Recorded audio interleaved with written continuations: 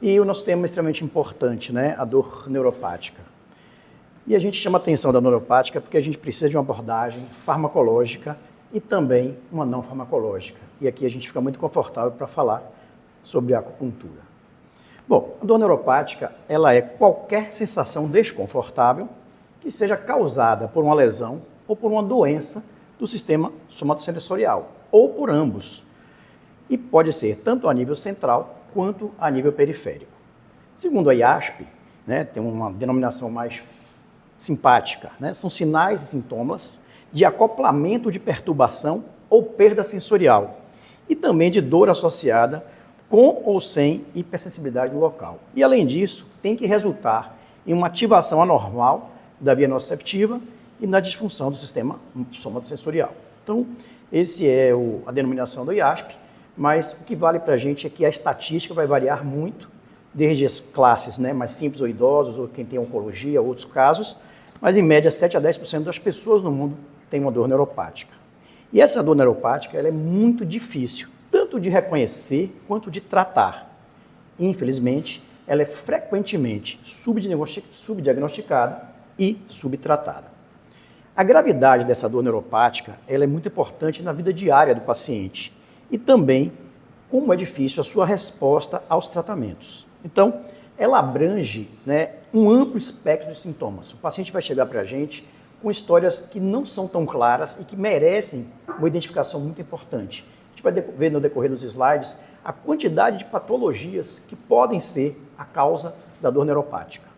Então, é importante ver que há uma gravidade dessa doença e tem um impacto importante na vida diária do seu paciente, bem como a resposta ao tratamento, ela é muito difícil de prever.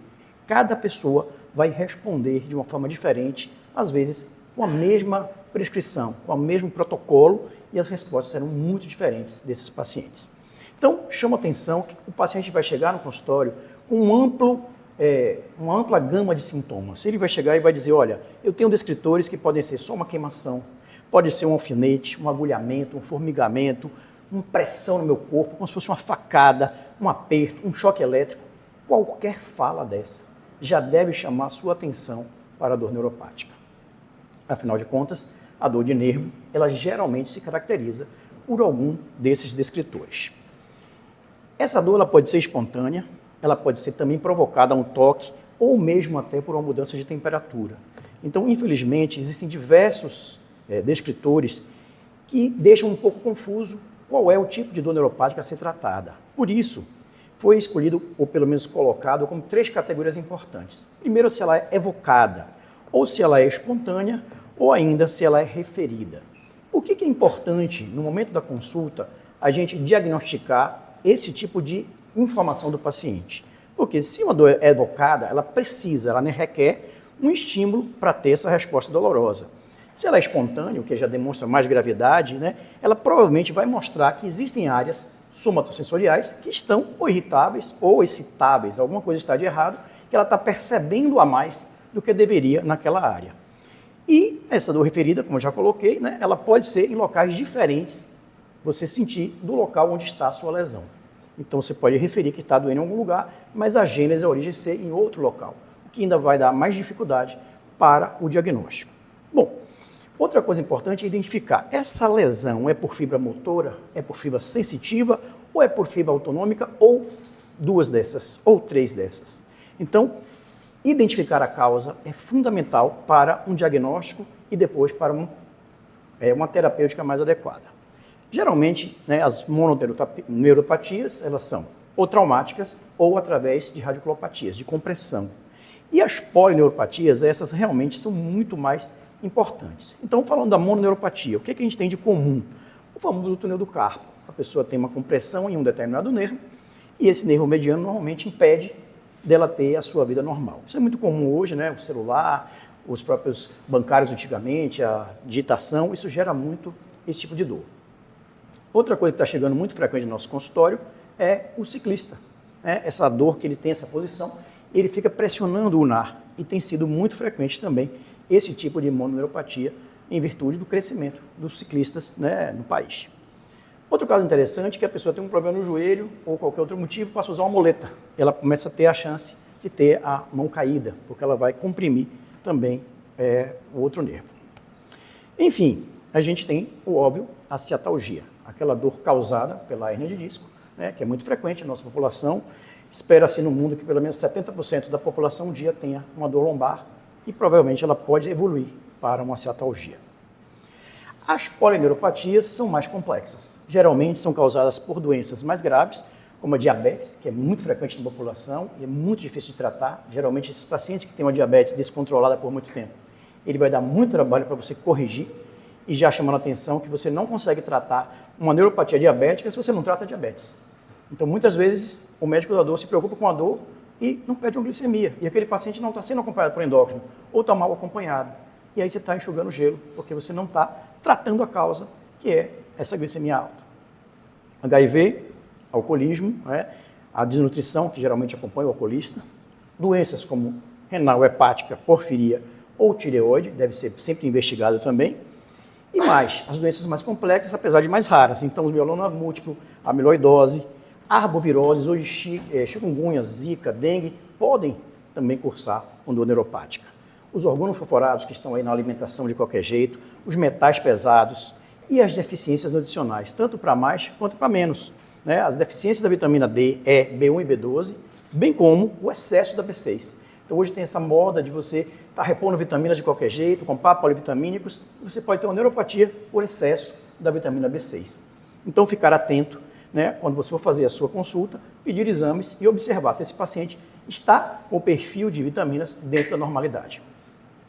Doenças raras, hereditárias, mas muito complexas, né? Refson, que afeta os ácidos graxos, a Fabry, que vai assim afetar a alfa-galactolisdose, e Charcot-Marie-Tooth. Essa é mais frequente, né? Geralmente é uma degeneração nervosa, então as pessoas ganham de herança dinheiro, outras ganham de herança doenças graves como essa. Leucodistrofia, infelizmente, porque vai dar deficiência também de ariosulfatase. Tudo isso, com certeza, leva à dor neuropática.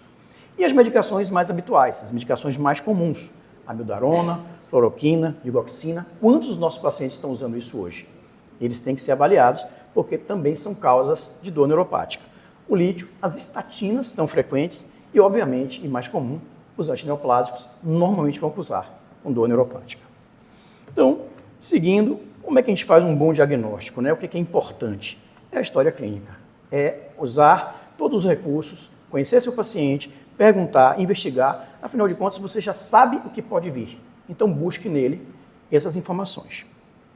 Exame físico e exame neurológico. Fundamental. Você está falando de dor neuropática. Tem que fazer os dois. E, por fim, solicitar exames complementares. Então, o que é comum? Se eu estou olhando se ele tem alterações, vou pedir uma glicada para saber da parte de glicemia dele, próprio TTG, as sorologias, afinal de contas, o HIV, VDLL, a hepatite, entre outros, né?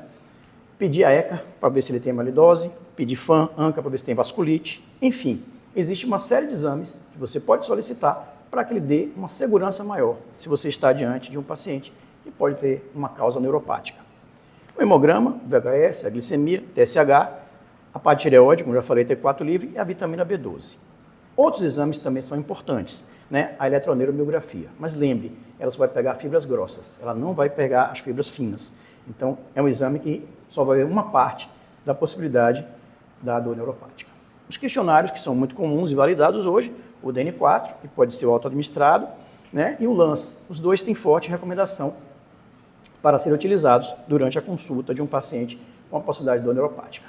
O Pain Detect foi recomendado como fraco, então não há necessidade de usar ele também. Outra coisa que está se utilizando hoje é a biópsia de pele. Tem demonstrado que tem uma recomendação forte para você identificar essa dor neuropática. E foi fraco para os testes sensoriais quantitativos e potenciais evocados nociceptivos não demonstraram importância nesse diagnóstico. Os testes genéticos, né, eles podem ser considerados, mas eles são muito caros e só em casos muito bem selecionados. Enfim, uma vez feito o diagnóstico, vamos para um grande desafio. O alívio total da dor, ele não existe. Você não vai olhar para o seu paciente no primeiro dia e falar assim, olha, sua dor hoje é 8 e amanhã vai ser 0. Você vai dizer para ele, sua dor é 8, vou colocar em 6, vou colocar em 4, para você poder ir no shopping, para você poder fazer atividade física, para você melhorar, primeiro de tudo, a sua função. Se você promete, o seu paciente tem uma expectativa de que na primeira semana, com 15 dias, com um mês, ele vai ficar zero de uma dor neuropática, ele vai criar uma grande decepção, ele vai abandonar o tratamento e vai procurar outro profissional. Então, o primeiro objetivo, tornar tolerável aquela dor. O que existe de revisões, né? Os mais recentes, a revisão francesa, e essa de 2015, que até hoje é o que segue, né, os guidelines para a gente poder sugerir os tratamentos. Até hoje, né, a duloxetina e a venlafaxina, que são de primeira linha, e os antidepressivos tricíclicos, né, que é a gabapentina. A primeira linha fica variando muito, principalmente para a gabalina. Em alguns dos guidelines ele entra, em outros ele sai. Então, parecendo aquela história daquele filme que um dia está rico, um dia está pobre, um dia está rico, um dia está pobre, né? Todo mundo deve lembrar disso aí. Então, alguns artigos colocam pregabalina na primeira linha, outros guidelines colocam como segunda linha. Vai muito da observação pessoal de cada país. O tramadol também tem sido indicado como importante, né? Ele entra como segunda linha, mas é bem utilizado. E mais, estimulação elétrica nervosa, neuropatia para dor, adesivos de capsaicina e a toxina botulínica tipo A. Além disso, existem outras indicações para a segunda linha, que são as não medicamentosas. Psicoterapia, TCC, que é a terapia cognitivo-comportamental, hoje muito utilizado também na fibromialgia. A atenção plena, que é, como o Sandro falou muito bem aqui, escutar o seu paciente, observar o que ele tem para te dizer. E existem evidências com a acupuntura. E a terceira linha, está prescrita nos guidelines, né, seria a estimulação magnética transcraniana repetitiva, a de alta frequência e a estimulação do córtex motor primário. Ainda como terceira linha, por ter evidências muito incongruentes. Os opioides também são colocados, já os mais fortes, como uma opção quando nada mais funcionou com medicamentos de primeira linha. Então, existe, por último, a estimulação da medula espinhal como um grande possível progresso de novidade para o tratamento da dor neuropática. Enfim, vamos começar falando pela acupuntura, né? Trouxe 3 artigos bem rápidos que mostram os caminhos pelos quais deve-se encaminhar um paciente para complementar o tratamento, não para ser uma monoterapia, mas como complemento, porque tem diversas ações. Primeiro, analgesia, segundo, relaxamento muscular, anti-inflamatório, ansiolítico e antidepressivo. Tudo de bom para um paciente que está fazendo um tratamento com uma doença realmente complexa.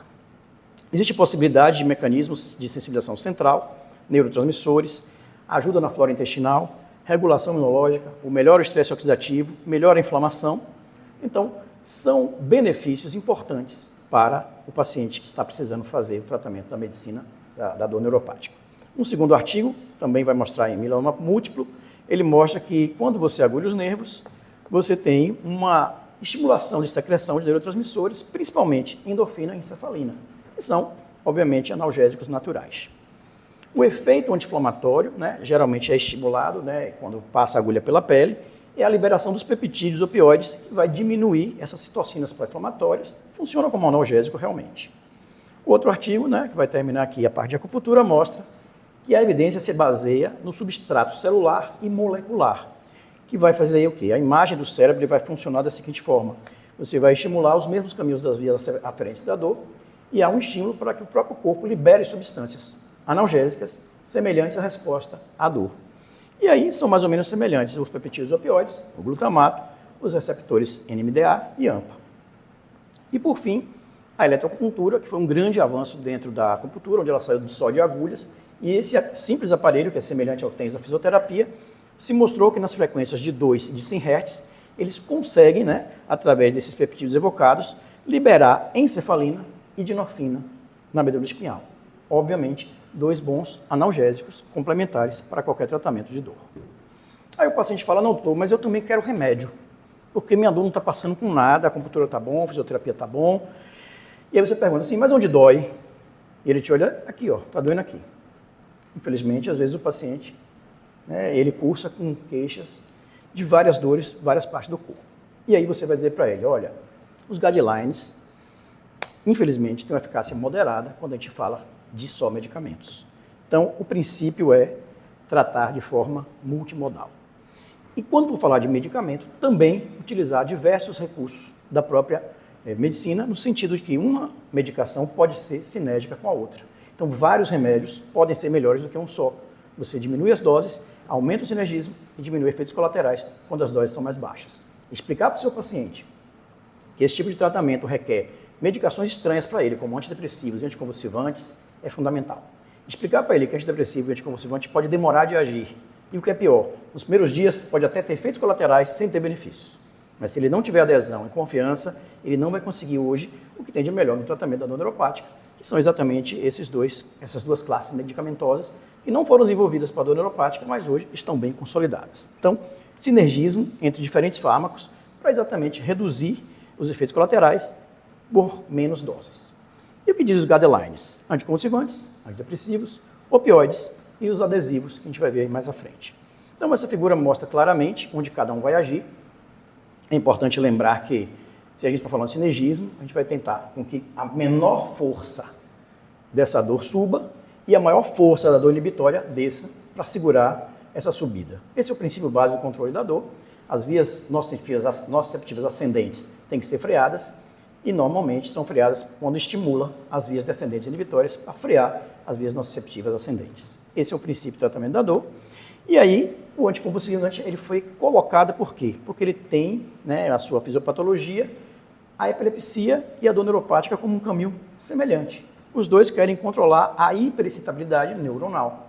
Então, desde 1942, foram estudados, esse pesquisador, Bourgoin, publicou o primeiro artigo de fenitoína no tratamento de neuralgia do trigêmeo.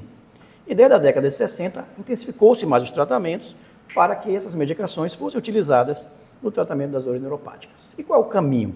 Se eles estão estabilizando a membrana, se eles atuam modulando o canal de sódio e os canais de cálcio e voltagem dependente, eles estão dificultando o processo da sinapse. Eles estão diminuindo essa velocidade de subida, que é muito interessante. Além disso, eles têm o efeito do GABA, que é inibitório, e isso reduz essa transmissão, essa subida, e melhora exatamente quando você reduz essa parte do glutamato, que é o que está excitatório. Então, obviamente, não é o objetivo de entrar em detalhes, mas essa figura mostra claramente essa neurotransmissão e os objetivos principais, que é reduzir a subida e intensificar os processos de descida, que são os processos inibitórios descendentes. E aí, o anticonvulsivante que é mais utilizado? Gabapentina, pregabalina, carbamazepina e oxcarbazepina. Se esse é o objetivo da aula, quem já chamou de oxcarbazepina, aí levante a mão. Não precisa, mas é oxcarbazepina. Já escutei muito colega falando, não é oxcarbamazepina. Brincadeira. O que é que eles vão fazer? Eles vão se ligar à proteína alfa-2-delta. Que proteína é essa? É a proteína que impede que o cálcio entre na célula e que promova exatamente a liberação na fenda sináptica dos neurotransmissores. Então, se ele entra nessa área aí, diminuindo essa quantidade de cálcio, e esse cálcio não está empurrando esse neurotransmissor na fenda, você está diminuindo o processo ou a velocidade de condução nervosa. Então, eles vão modular esse influxo de cálcio, modulando esse influxo de cálcio nas terminações nervosas, ele vai diminuir a liberação de neurotransmissores excitatórios, principalmente a substância P e o glutamato. Se você consegue reduzir essa substância P e glutamato, automaticamente você está reduzindo o influxo cerebral da percepção de dor. Além disso, ele vai ativar também as vias da dor, gerando, obviamente, no sistema nervoso central, uma redução da percepção dessa dor neuropática. E qual é a primeira grande medicação que entra em primeiro e segundo sempre? A pregabalina.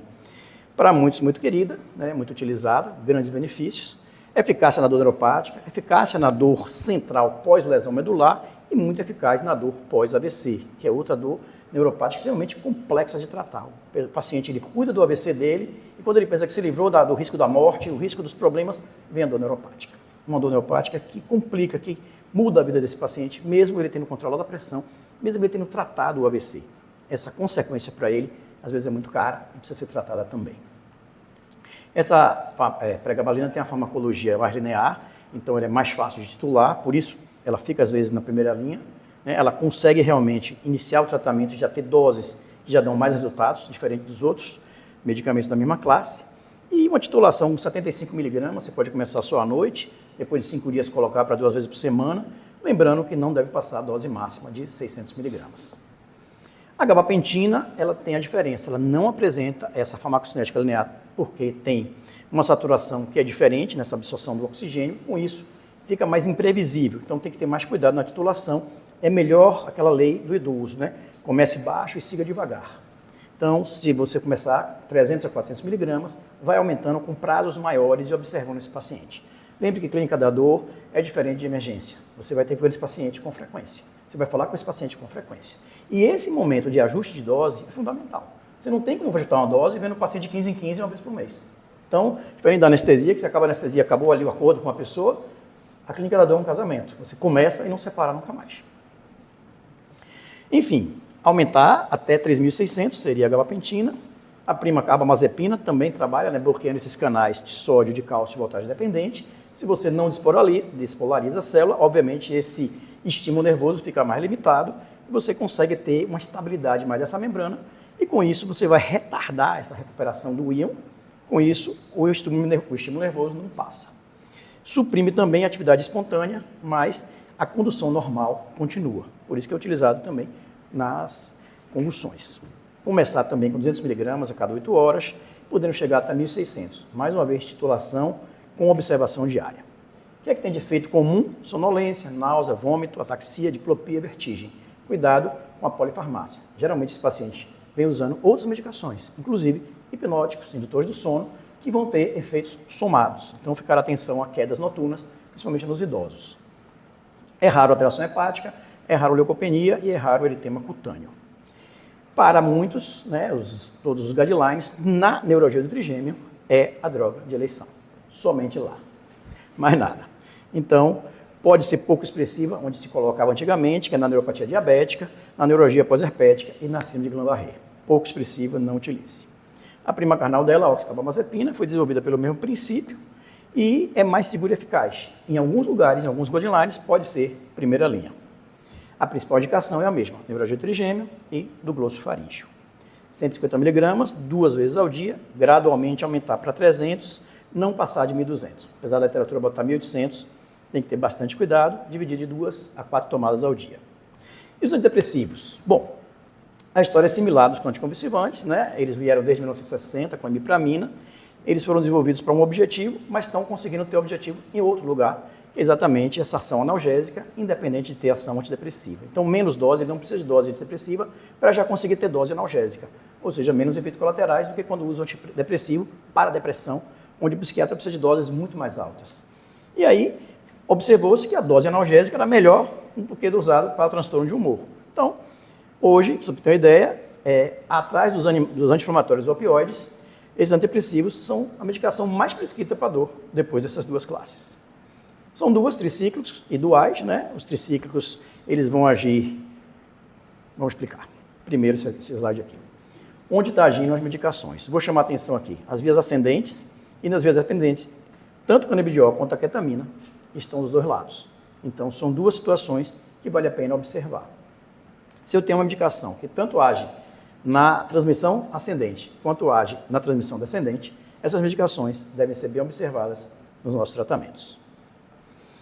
E como é que funcionam, então, esses antidepressivos? As vias noradrenérgicas e serotoninérgicas, né, elas são essenciais para a percepção da modulação da dor e eles vão estar envolvidos nos processos de inibir ou facilitar, de acordo com o local onde eles estejam. Então, cada um desses locais vão funcionar de acordo com cada antidepressivo. Basicamente, NERT e CERT, né, que são os neurotransmissores que vão estar nesses dois pontos sendo inibidos para que eles não sejam recaptados, fiquem mais tempo na fenda sináptica e consiga dar mais função no efeito da passagem, né, do objetivo que é a função noradrenérgica e serotoninérgica.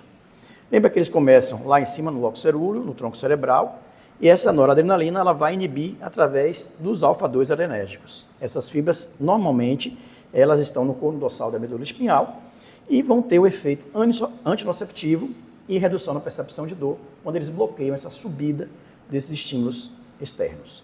Então, serotoninérgico se localiza no núcleo da RAF, bem próximo ao tronco, aqui na figura a gente vê melhor. E aí você tem o caminho de subida e descida, onde cada um, né, desses neurotransmissores vão ser utilizados a favor do objetivo. A serotonina, basicamente a 5-HT1, a grande função dela é exatamente inibir, e a HT3 ela pode até excitar, a depender de onde elas estejam. Então, ficar atento, porque a depender de onde esteja a avaliação do neurotransmissor, ele pode ter a possibilidade de inibir ou facilitar a transmissão da dor. E por fim, né, depende do contexto, a gente tem que estar atento na prescrição do que você quer de objetivo, se antidepressivo ou se analgésico.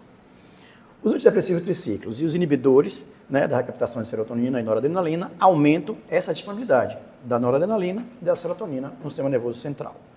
Como é que eles vão fazer isso? Eles inibem, como já falamos, essas vias descendentes do controle e vão ter o efeito nociceptivo. Esse efeito cinético vai trazer alívio na dor neuropática. E também redução da excitação neuronal e potencializar a via descendente inibitória, que é fundamental. Os tricíclicos, como falamos, amitriptilina e nortriptilina, e os duais, duloxetina e venlafaxina. Esses são os mais utilizados, né, os mais preconizados. Então, vamos ver com detalhes. O depressivo tricíclico vai bloquear o canal de sódio, recaptar a serotonina e vai ter ação agonista no receptor NMDA. Normalmente, nortriptilina de 10 a 25 mg, amitriptilina de 25 a 75 mg. Ajustar e não passar de 150. Atenção para os efeitos colaterais: sonolência, tontura, hipotensão, retenção urinária, constipação, xerostomia, visão turva. O paciente fala: olha, estou vendo tudo borrado. É impressionante como isso é frequente. Ganha peso, bloqueio da condição cardíaca e, principalmente, riscos pela redução do limiar convulsivo. Se o paciente for fazer bloqueio venoso, lembrar que você pode ter mais riscos de uma arritmia mais importante ou, principalmente, de uma convulsão por causa desse limiar aí que foi baixado. Então, titulação lenta, doses baixas vão amenizar esses efeitos. E a contraindicação, os pacientes com alterações cardíacas, retenção urinária, glaucoma, bem como o Miosan, que é muito utilizado na dor, sempre perguntar sobre glaucoma, e epilepsias não controladas. E também o risco de quando você soma a crise serotoninérgica. Afinal de contas, você pode associar com outros antidepressivos, com tramadol, e isso aumenta o risco de crise de mais serotonina do que deveria. Quais são os inibidores mais comuns, né? A recaptação de serotonina e noradrenalina? Os duais, como a gente citou, duloxetina e venlafaxina. São os mais comuns. Em doses baixas, né, os duais conseguem ter um predomínio maior na serotonina. Em doses mais altas, eles conseguem o efeito dual de também recaptar a noradrenalina. A duloxetina hoje é o padrão, né, 30 mg pela manhã ou 60 no máximo. Né, a neuropatia diabética, na neurologia pós-herpética e na dor musculoesquelética são as melhores indicações dela. E, obviamente, na fibromialgia. 30 mg, não passar de 120, mostrou-se que a partir de 90 não faz diferença na dor. Então, até 60 seria o ideal. Náusea, sedação, constipação, serostomia, ansiedade, tontura, fadiga, insônia, disfunção sexual, hiperidrose, ataxia, hipertensão e muito cuidado com glaucoma. Tá? Uso cauteloso nos pacientes que tenham convulsão, retenção urinária, anticoagulantes, antidepressivos ou que estejam usando o tramadol em conjunto. E a venlafaxina, mesmo efeito, né? Serotonina e noradrenalina, também eficaz em polineuropatias, também na diabética, titular com 37,5 e chegar no máximo 10 vezes mais a 375, 12 em 12. Efeitos adversos são os mesmos da duloxetina e cuidado também com essa suspensão abrupta que pode causar síndrome de abstinência. Em resumo, aqui estão as principais dosagens e eu vou concluir falando opioides, né, vou passar rápido pelo tempo, são importantes, observar risco-benefício, principalmente o tramadol, que é o mais aceito. O opioide está na segunda escada do degrau, mas é importante. Ele tem um efeito seletivo no receptor 1, mas também ele tem um efeito dual da recaptação de noradrenalina e serotonina. Então, começar com 50 mg 12 em 12, gradual de 50 a 100 a cada 3 dias, no máximo 400 mg. Ele tem a liberação prolongada e tem também a imediata. Então, doses maiores de 400 mg podem aumentar o risco de convulsão, risco de acúmulo no idoso, insuficiência hepática e renal. Então, o tramadol seria a ação sinérgica com anti-inflamatórios, com analgésicos, favorece a diminuição de sua dose. Cuidado com náusea, vômito, constipação, tontura e sonolência. Também cuidado com o IMAL, com os fármacos moduladores de serotonina e com o fato de diminuir o limiar convulsivo. Oi.